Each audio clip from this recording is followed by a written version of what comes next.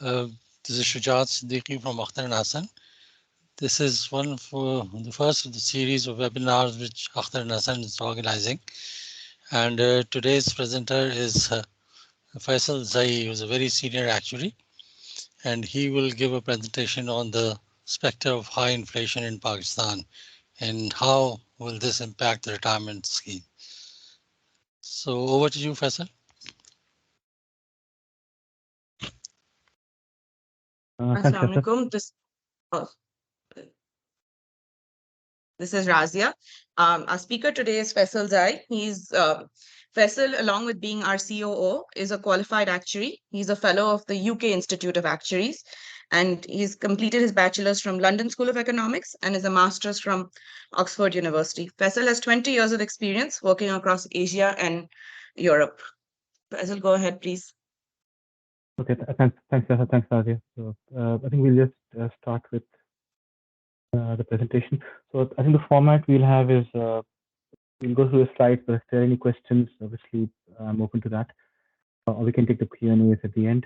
But the plan is to go through the slides as soon as we can and then open the floor for any questions.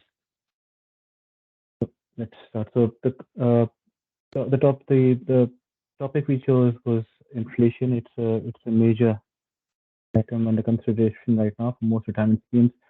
And the heading we gave this was the spectre of high inflation, something which inflation is already high, but just the menace it's creating for all retirement savings. So a brief outline of what we'll be going through. So initially we'll start off with the practical retirement planning method, which lays everything out practically. So dealing with uncertainty and high inflation, considering future inflation expectations, and most importantly, inflation basket. We'll then consider what this translates in terms of DC retirement scheme impacts, and then define benefit scheme impacts, and then considerations for retirement income safety nets for the wider Pakistani population, which has very little safety nets, as we all know.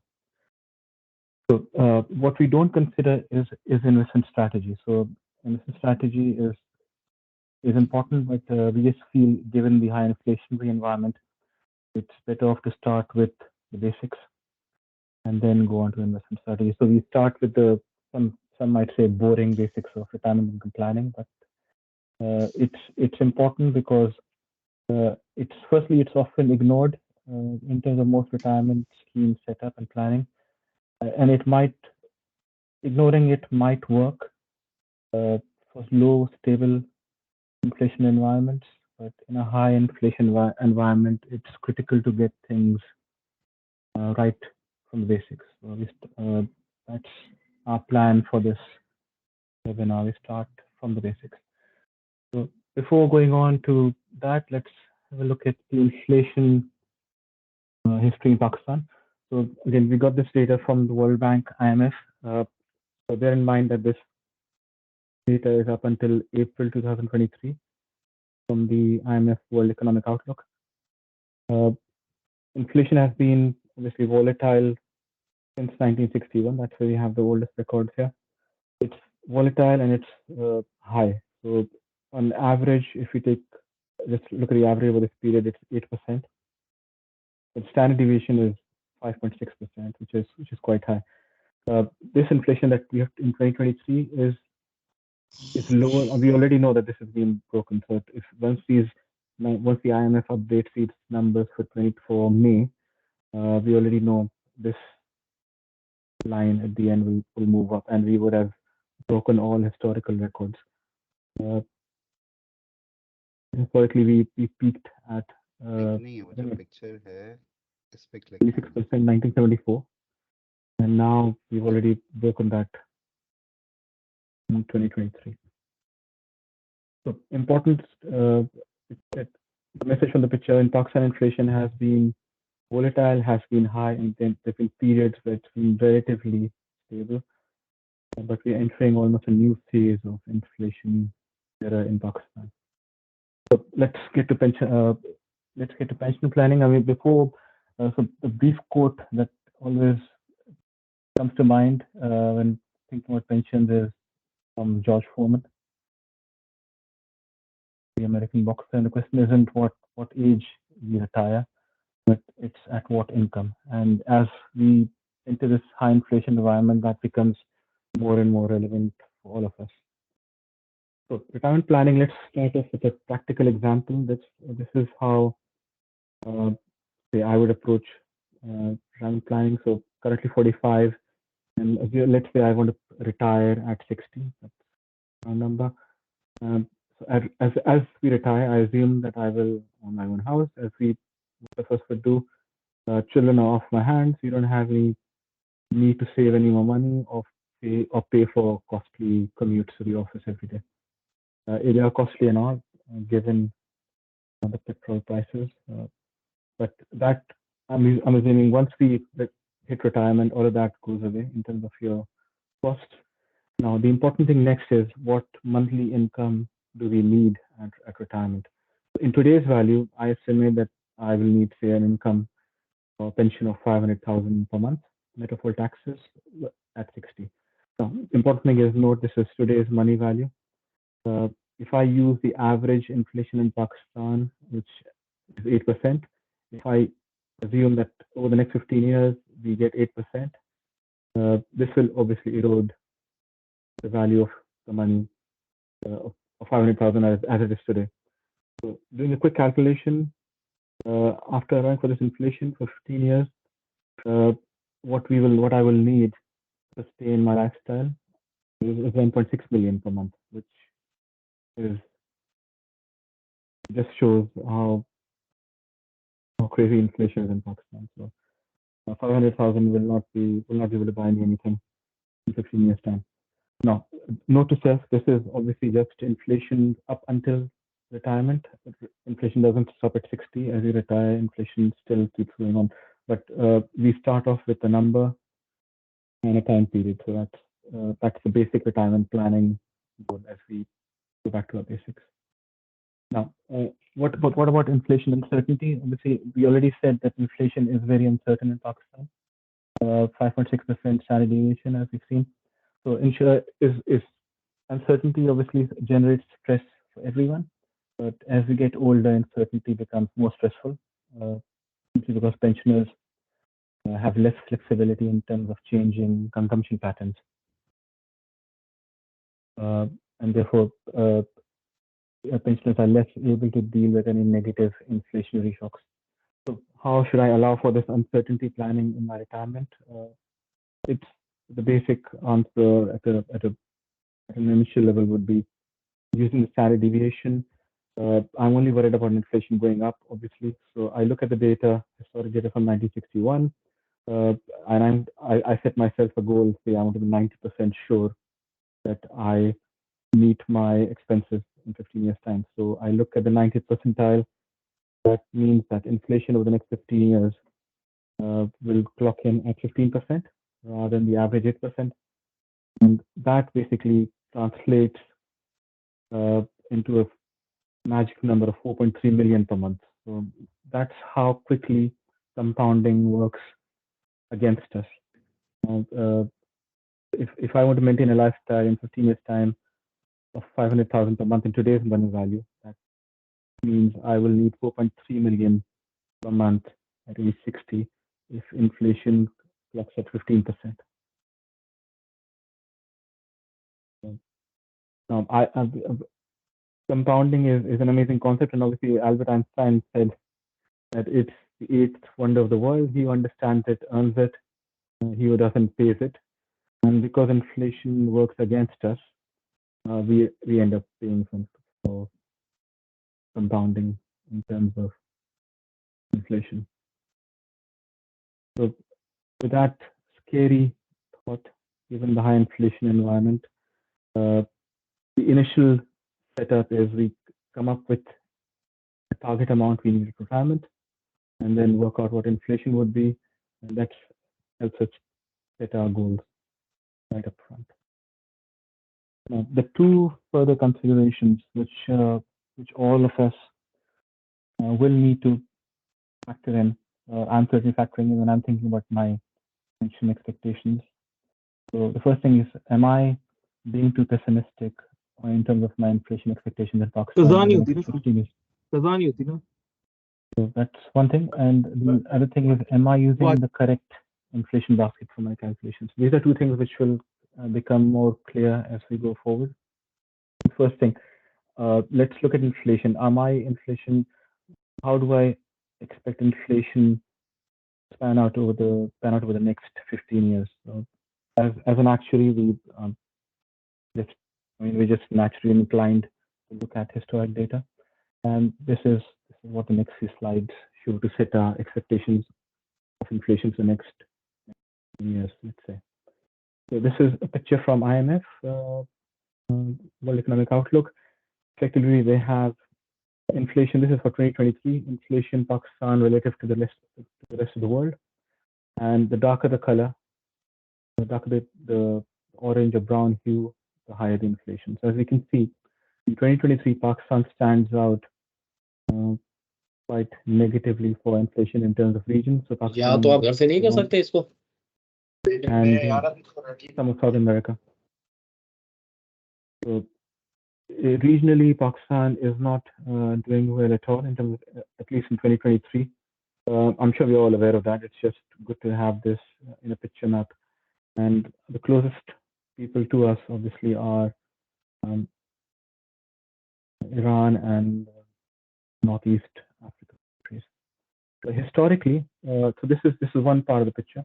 So how has Pakistan, in terms of setting inflation expectations for the future, let's see how inflation has in Pakistan compares to the rest of the world, firstly. So inflation, we have data again from the IMF from 1981. The blue line represents Pakistan.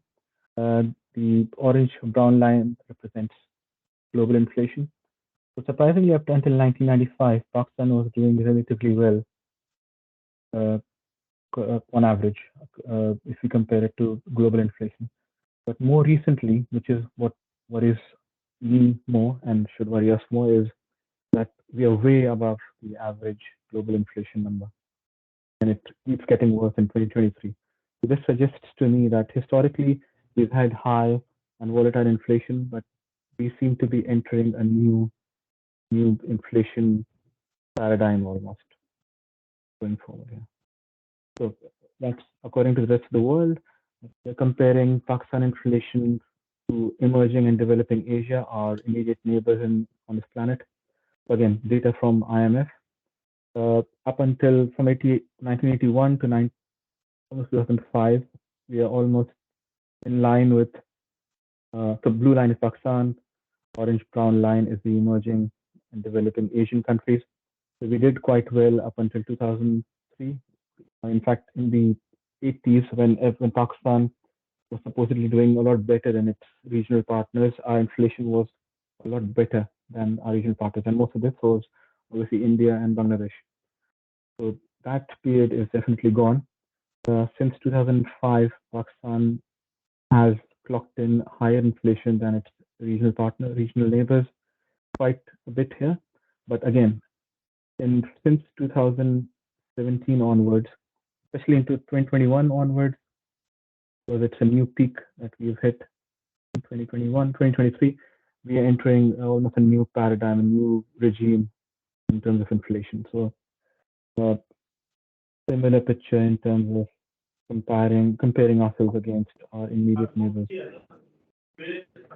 So now, in terms of how badly we are actually doing, let's pick up the sub-Saharan African countries. So then the blue line is Pakistan, the orange or brown line is the average sub-Saharan region. Pakistan, obviously, we would expect that Pakistan would do well. We did quite well up until 2005. Since then, we've been volatile, at times good, better, at times worse than the sub-Saharan African region. But now, certainly, since 2022 onwards, we have it's been a really bad time for us. So we are hitting a new low, in a way, that even sub-Saharan Africa, in terms of inflation, has done a lot better than us from 2022 onwards. So, like I said, this establishes in my mind that we are entering a new inflation regime.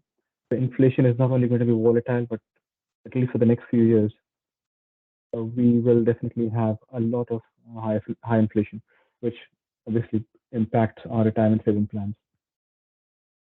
So again, another clue we can get from for inflation expectation is looking at the bond market. Now, the bond market of Pakistan obviously is not very deep, not very liquid, but if we look at just how the yield curve is plotted out in terms of whatever bonds are available. 6 months ago, this is the dotted orange line was, and this is we moved on to the dotted green line in 5 months, and now this is the dark blue line where we are right now as of 22nd June. So that's literally yesterday. This is this curve. So the curve suggests that inflation expectations will come down over the next 6 years and then stabilize. But I don't know how much confidence to place in this, given that the bond market is quite is not doesn't have enough depth. But what's looking scary in terms of again future expectations, how quickly they change, is how quickly this curve has moved up. So again, reinforces the idea of high inflation regime. Another thing we tend to worry about in terms of inflation is inflation, and most of us would have heard of it. Inflation tends to be sticky. So sticky means you have periods of high inflation and then periods of low inflation, which tend to be together, hence sticky. So again, taking this data for Pakistan, inflation in Pakistan from 1961 onwards to 2023, and we basically see a clutter of years where we have high inflation bunched together. So this was in the 70s. Again, 74 was our last peak. And then in the 90s, again, a cluster of high inflationary years. In the late 2000s. But we've just started, it seems like our high inflation, or almost this might end up in terms of hyperinflation as well. We're just entering here in 2022, 2023, a period of high inflation, which might, given our history, will be a sticky period again. So two things that these charts show me already is inflation might have been high and volatile in Pakistan historically, but we are entering uncharted territories in terms of high volatile inflation periods going forward in Pakistan. And this will probably be around for a few years. It won't go away quickly. So that's established. But if we need more convincing, obviously it's important to have more and more data to look at in terms of getting more and more confidence. So we look at one thing we try and look at is purchasing power parity related to the EST in terms of how much the rupee has devalued, because inflation in Pakistan isn't just driven by the usual factors of demand and supply. Given our reliance on imports, energy and goods, we are exposed to exchange rate impacts as well. So it's important to factor that in as well. So it's not just inflation going up, Pakistan is going through a massive crisis in terms of rupee devaluation. So one of the ways of looking at it is using an implied purchasing power parity conversion, again from the IMF. So what I wanted to look at was how Pakistan compares to Sri Lankan purchasing power parity, just because we've already looked at region-wise inflation, and given that the closest country in terms of our economic crisis for us around Sri Lanka, even though Sri Lanka is a tenth of our size, it's important to see what's been happening there. So we have data from 1980s. Blue line is Pakistan, orange line Sri Lanka. We started seeing a divergence where Sri Lanka started performing badly since the 80s. Divergence got worse as we went on. But the important thing is, again, 2022 here. This is when, or for Sri Lanka, let's say 2021, this is when they defaulted and there was a big skewed line. There was a big uplift in this purchasing power parity. when I say uplift, it's basically a fall in purchasing power parity relative to the USD starting from 2021 for Sri Lanka. This is when the default happened. And we can see that Pakistan is almost shadowing Sri Lanka. Even though we haven't defaulted, uh, we are shadowing Sri Lanka in terms of purchasing power parity. And if you look at projections going forward for the next few years from IMF, the shadowing continues. So even though we haven't defaulted, it's important to bear in mind this chart, because this will have this implies that the inflationary scenario in Sri Lanka is something we should be having on in a mind map. So that's the next picture. So if we have a look at the inflation in Sri Lanka, the orange line, it shot up 2021. It almost went up until 46%, and then it started coming down in 2023. In Pakistan, again, if we do end up shadowing Sri Lanka as we seem to be from the previous chart, this blue line will shoot up, probably close to 50%, and then we start coming down. But given Pakistan is 10 times the size of Sri Lanka, if this blue line shoots up, we end up in hyperinflation. Um, we don't have any idea how quickly that would come down. Sri Lanka's come down quite quickly, but I think that's because they've got a bailout package from the IMF post default. Let's hope for the best, but in terms of inflation expectations, and certainly for our planning in terms of retirement savings, this is a scary picture. Now, just to complete the story, I also thought let's compare the purchasing power parity implied value for India and Pakistan. So we've always heard Pakistan did quite well with its neighbors in the 80s or even before. So we can see that actually in the picture. The blue line is Pakistan, the orange line is India. So up until the 90s, we were one line is on top of the other. So purchasing power parity, Pakistan, India, and the US relative to the USD, almost bang on similar. But since to 1996, this is when the Indian line has been stable and we've started diverging. So this divergence obviously shows that Pakistan's falling off quite quickly in terms of purchasing power parity, which is a bad thing, obviously, and it started diverging in the mid 90s and picked up 2008. But if you can see, 2022, it's when we entered almost a new paradigm, and the divergence has picked up. 2022, these are the going for the 23 onwards, the IMF predictions. Again, the final thing that I would is comparing ourselves to Bangladesh. So again, purchasing power parity, Pakistan has the blue line Pakistan, orange line Bangladesh. So Pakistan did quite well relative to Bangladesh from the 80s onwards, but there is a crossover in 2010, and that's when Bangladesh started performing better and we started falling off. Again, 2022 onwards, the decline in Pakistan relative to Bangladesh in terms of PP purchasing power parity has been extreme. So what does this tell us? In terms of inflation expectations, look at all these charts. What this tells me is that we've had high inflation in the past. We've had volatile inflation in the past.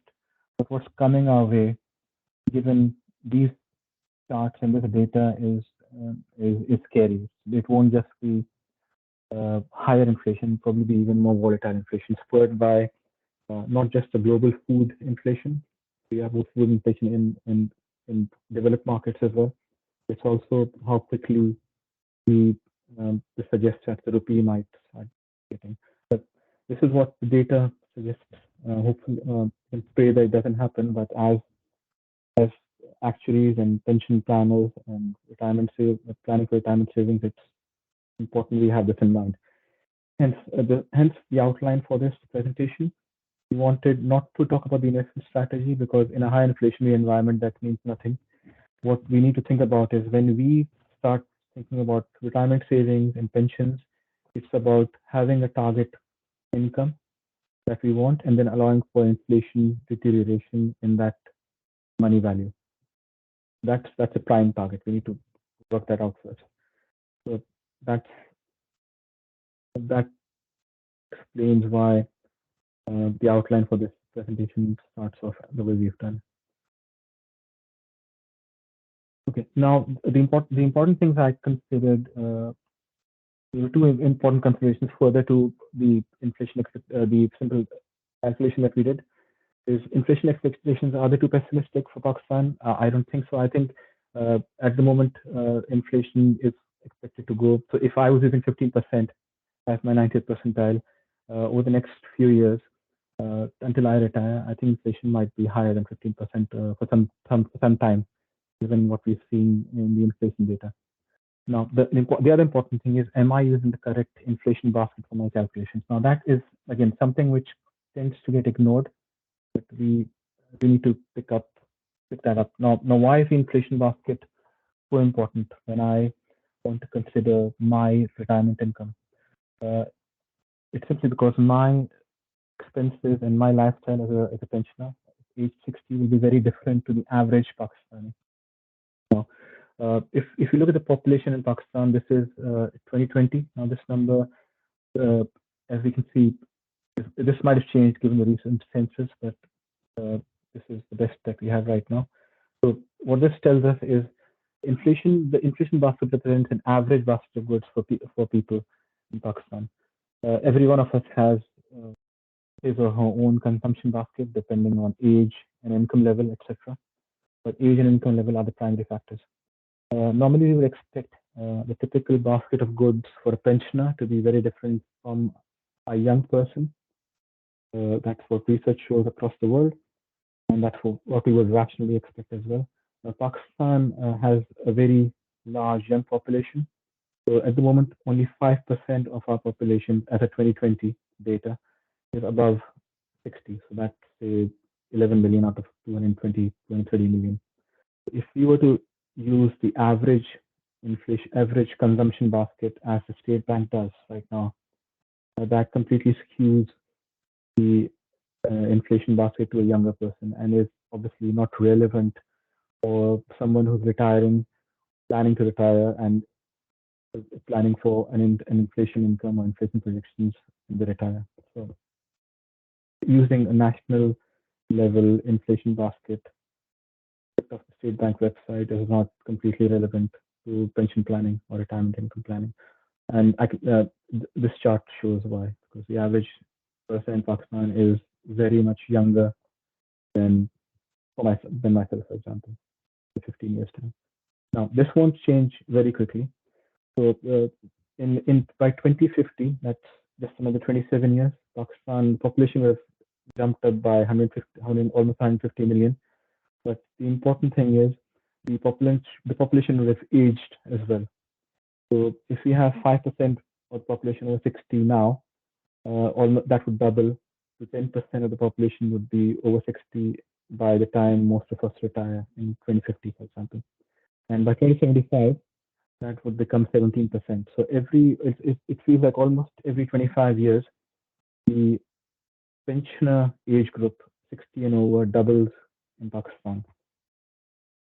So by the time, the inflation basket then might be more representative, but two things to bear in mind from these two slides is, firstly, the average inflation basket doesn't represent a pensioner in Pakistan, and there are very few pensioners in Pakistan relative to the population now, but this will improve as we go. This will improve or get worse as we go forward. Importantly, Pakistan doesn't age as quickly as, say, China or the developed countries in the West. So that's a resource we can use if policymakers plan ahead, but that's not the topic of the discussion. So examples of why we think the pension inflation basket will differ from the average basket. Get this thing clear. So as we age, we are more likely to spend on healthcare. Firstly, the pensioners, secondly, are not required to travel regularly to work at peak hours, so that will reduce the transportation costs. As we spend more time at home post-retirement, a higher percentage of a disposable income might be spent on electricity, gas bills, communication. However, obviously, we expect that pensioners 15 years from now, even now, will spend less on electronic gadgets, but they will definitely be spending more relative to now. So that's another way the average basket might change. Uh, it's reasonable to assume that after many years of working, an average pensioner might own a house. Might not apply to the whole population, but certainly to the population that we're presenting it to right now. So people who are working, um, it might mean that after you might have your own house after at retirement. So uh, you won't spend on rent, but given the Pakistani uh, culture, a family system, I think it's important that people want to leave a legacy behind. So they want a house which they can hand off to the younger generation. So higher maintenance costs, maybe given the cultural norms, uh, even in terms of contributing to grandchildren's education, expensive Eid gifts, that still is a cultural norm that might change inflation consumption baskets. Uh, Additionally, as you get older, recreational activities become less important, so and you spend less on education. So this just gives the basis to why an inflation basket for a pensioner will be different from the average population in Pakistan, which is much younger than the inflation age. So, given given this background, we try to estimate what a pensioner inflation basket might look like for the average pensioner in Pakistan. So, what research shows us is as the income goes down, your percentage of expenditure on food goes up. So, as a pensioner is relatively poorer to a normal working class to a person who's working, you would expect that the food weight would go up for the average pensioner in Pakistan as it does for the rest of the world. So the major item is higher percentage of food expenditure for the average pensioner again. Uh, Health cost goes up. Housing bills go up slightly, uh, but the other expenditures come down slightly. So this is what an average pensioner might pension inflation basket might look like compared to the national basket in Pakistan that the state bank uses. Now, an average, can I use a typical inflation basket for a pensioner, given that I'm targeting a 500,000 income? Today's money value? I wouldn't think so. And similarly, most people on this call, as they approach retirement, would the average pensioner would not the label wouldn't apply to them, so they'd be much richer compared to the average pensioner in Pakistan. So let's call them the highly skilled pensioner. Let's call ourselves that. Now, when you're the highly skilled, so this highly skilled is the typical pensioner in Pakistan. So again, for a highly skilled pensioner, the pension would be a lot higher. So as a result, the food bill comes down as a percentage of your total expenses. So high skilled pensioner, less on the main thing is you spend less on food. And the weight of food for an average pensioner is higher than a high skilled pensioner. Again, housing as a percentage of your for a richer person, on average, the household bills cost less than a poorer person. So a typical pensioner is obviously poorer than the highly skilled pensioner. So using this data, we've looked at data from the monthly inflation data from State Bank, applied the different baskets for the national inflation basket, the typical pensioner versus a highly skilled pensioner. So the blue line is the national basket, the average young person in Pakistan. The orange line is the typical pensioner, and the gray line is the highly skilled rich pensioner in Pakistan. So as you can see, the inflation is varies quite a bit depending on which inflation basket you end up using. Uh, an important point is the pivot, the Russian-Ukraine conflict, which kicked off in 2022, February 2022. Before this, the food inflation was lower. Post the conflict, you have high food inflation, and you can see that the curves flip. So as a food is is less expensive, right? February 2022, the typical pension inflation for a typical pension is lower. As your food inflation goes up, your average pensioner is suffering more than your highly skilled pensioner. So which inflation basket you use will define how much retirement income you end up with in your planning. So, the point of showing this is that using the correct inflation basket is critical in terms of inflation planning or pension planning. And unfortunately, we don't have these inflation baskets available. So it requires a bit of research. So this is some research we did internally, but this I think is useful in terms of pension planning, having the right inflation basket, and this shows why it is. So bringing it all together in terms of retirement planning, inflation has been high historically and volatile. Inflation is sticky, and we expect inflation to be high in the next 3 to 5 years in Pakistan. Now, the state bank monetary policy, state bank might think otherwise, but we think that the policy of management inflation through interest rate hikes is not likely to be effective at all in Pakistan because the bulk of the inflation is driven by food at the moment. In more developed countries such as the UK, US, EU, where the weight of food in the inflation basket is much lower, the theoretical monetary policy works, even though right now it's not working again because food inflation is too high. So in Pakistan, we shouldn't expect that the state bank monetary policy will bring inflation down quickly. Again, in terms of summarizing, the impact of inflation is high on people with low income, disproportionately higher, whatever the age. And as we already saw, pension planning should be based on the relevant inflation basket. Now, what does all of this mean for DC schemes? And by DC schemes, we mean provident fund type schemes, which transfer all the investment risk to pensioners. So at the moment, the way, from what I understand, the DC schemes work is they don't really allow for any of this pension planning that we've considered in these slides. For example, inflation basket, inflation expectations, and this needs to change. I think to make these schemes more relevant, particularly in the high inflation environment that's coming our way.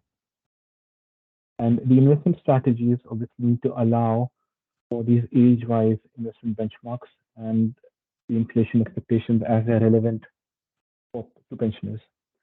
So this quickly what DC schemes should be doing. We could have a lot more, but given the time constraints, that's why I thought would be relevant. DB schemes. Now, DB schemes you have. So I'm talking about pension schemes and gratuity schemes where you have a final payout linked to salary growth. So those schemes, which are not really available to everyone these days, do provide some inflation protection. However, under current economic conditions, wage growth is likely to fall below inflation, as it's everywhere in the world. That's what we'll have in Pakistan. We'll see in Pakistan. Wage growth will lag behind inflation and quite significantly in Pakistan over the next few years. So as a result, your wage inflation falling behind, your wage growth falling behind inflation means that whatever payout you get at the end might not protect you against inflationary costs over your working life.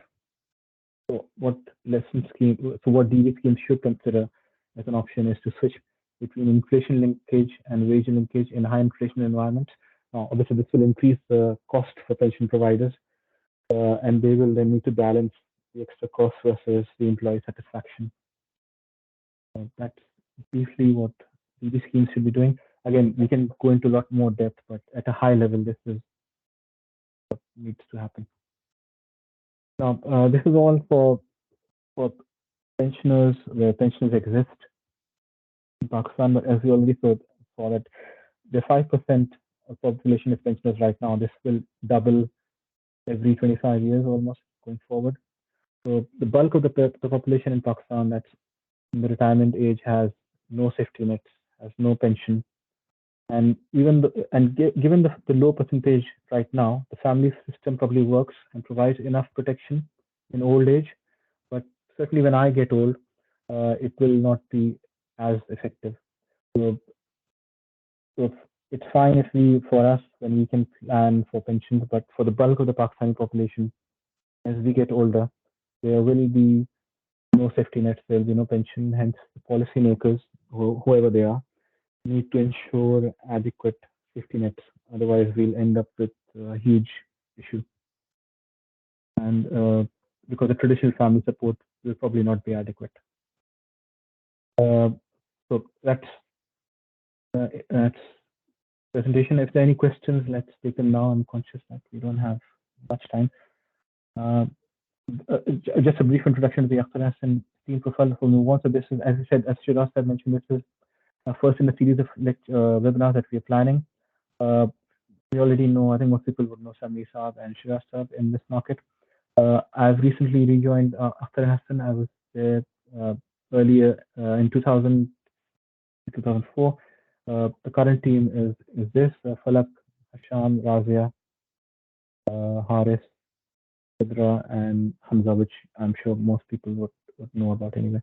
But I open the floor to any Q&As that we might have now.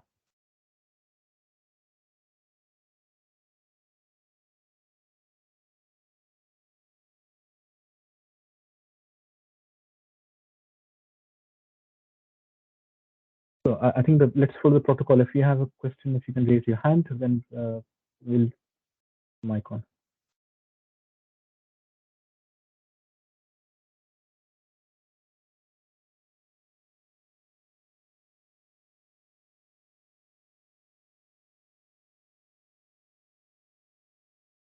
Assalamu alaikum. Welcome, Falak. Faisal, thank you so much again. This was a great insight on how the pension planning, at least it seems like I need to start worrying about my own planning. Of course, the generation is going to change over the period of time. I won't be relying on the people, especially when the kids are going out. They don't tend to come back, and the infrastructure of the family systems don't happen to be the same as it was used to be. So I wanted to actually request you for elaborating a little more on the comparison of the purchasing power, because it seems to be there was a jump on the purchasing power towards hundreds. So there was a little bit of a confusion. I mean, perhaps I was not clear to understand exactly how this moved and how this would eventually turn out to be. Second question would be real effective exchange rate. Where do you think that real effective exchange rate would be, and how our lives would be affected by that? So those are two difficult questions.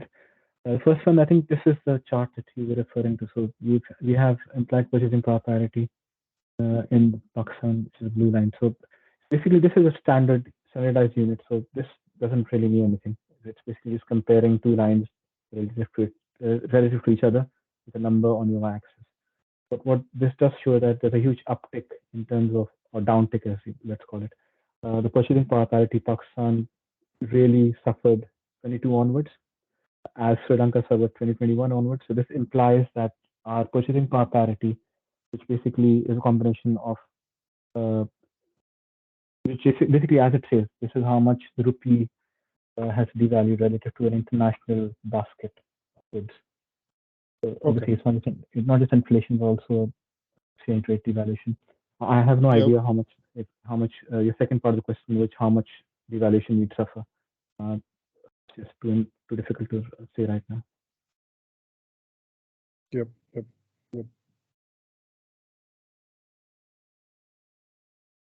Any more questions?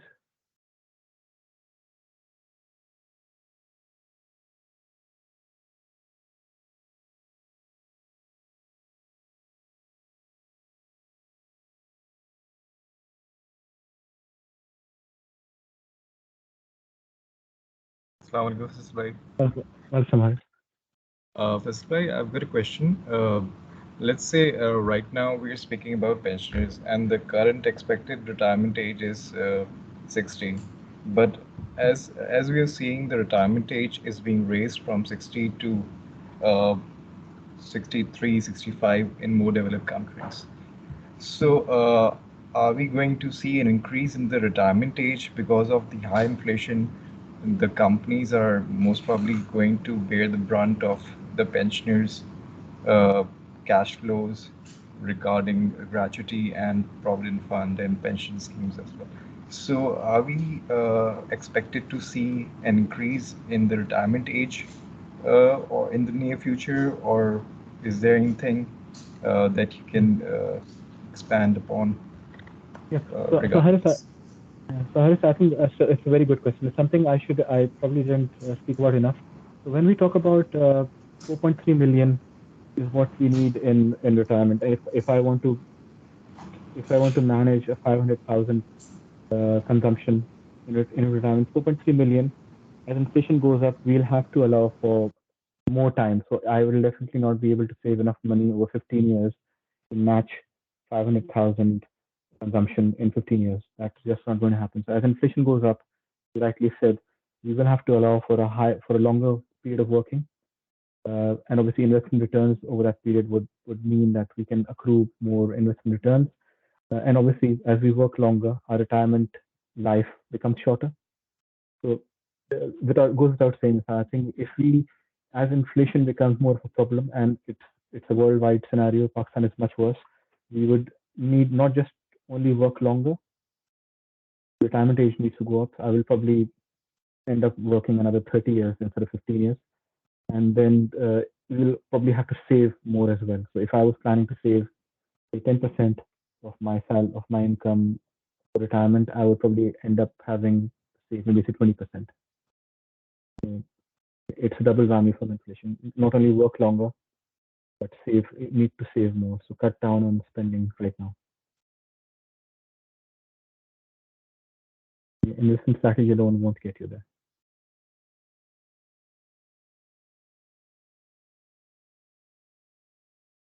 Assalamu alaikum, Faisal. I have a question. What about the life expectancy? Like, what are we expecting that to change in terms of Pakistan's outlook? So I haven't done an analysis of life expectancy, but I would definitely expect definitely for our pool that people who are interested in this webinar, or who are here, I would expect our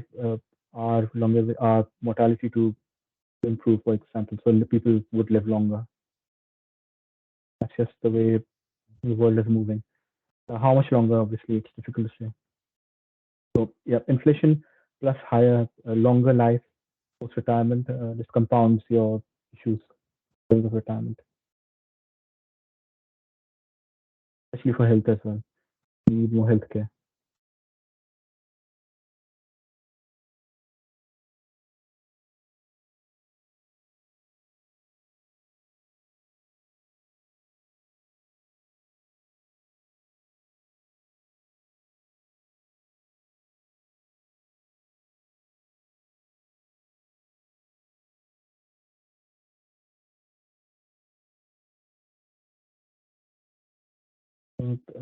I guess if there are no more questions, we can log off. I mean, you can always, if there are any questions, people can get in touch with us.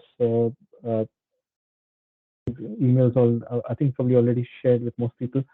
But I hope this has given us something unique in terms of retirement planning. I mean, in terms of what's been going on in practice over the last few years or last since we've been looking at it, it will no longer be relevant in the current inflation, in the current environment in Pakistan. Also for the rest of the world, this will change quite quickly and quite drastically. So it's better to be prepared. And for most people who think about retirement planning or retirement savings or trustees, pension schemes, there needs to be a revision in terms of how to plan for retirement income. Certainly for most people in my most people here and in my age cohort, there is no defined benefit pension schemes. So we are all exposed to investment risk, to defined contribution schemes, sovereign funds. So we need to probably pay even more attention to that when planning for retirement.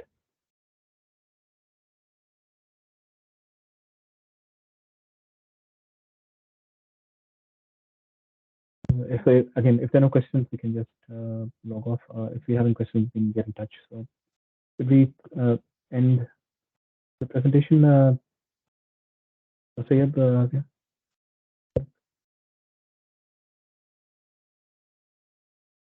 Thank you, everyone.